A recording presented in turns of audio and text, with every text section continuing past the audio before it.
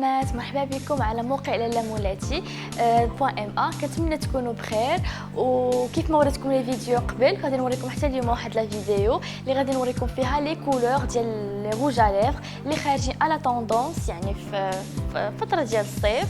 وعاوتاني غادي نوريكم طريقه رسم يعني وتحديد الشفاه، وخليكم معايا وانا غنوريكم.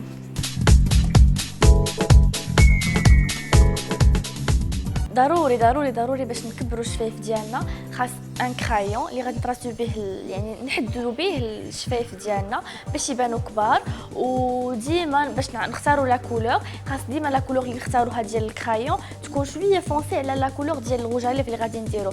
هي فاش كيكبر الشفايف ديالنا كيف ما درت انا دابا، خديت اون كولور اللي فونسي على لا كولور اللي غادي ندير في الروج اليف، هي اللي غادي نرسم بها وانا نوريكم كيفاش.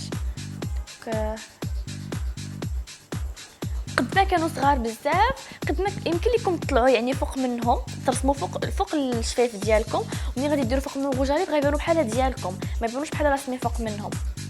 انا ديجا عندي شويه كبار دونك فوالا.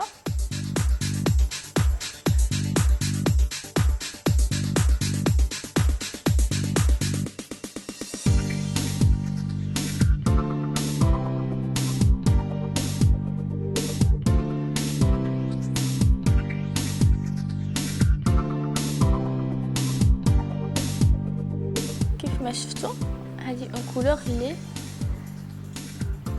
انا كيعجبوني بحال هاد لو جونغ ديال لي روج ا ليفر اللي كيكون غلوز او ميم طون مات. كاين سيدات اللي كيرتاحوا في لي غلوز، وكاين سيدات اللي كيرتاحوا في لي روج ا ليفر مات، وكاين اللي كيديروا غير روج ا ليفر اللي عاديين ما مات ما غلوز. بالنسبه ليا ما كنرتاحش مع لي روج ا ليفر اللي كيكونوا غلوز، حيت فاش كنخرج وكيكون البرد الشعر ديالي كيبدا يطير كيلصق ليا في الروج ا ليفر كيتخربق داكشي. دونك من الاحسن انني نستعمل لي روج ا ليفر اللي يكونوا مات. فوالا